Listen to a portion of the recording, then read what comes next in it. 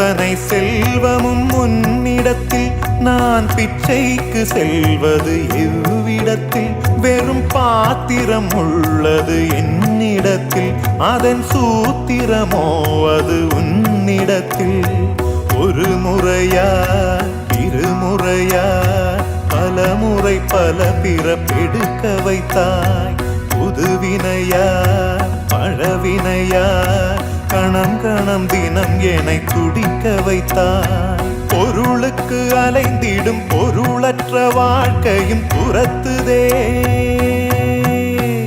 உன் அருள் அருள் அருள் என்று அலைகின்ற மனம் இன்று பிதற்றுதே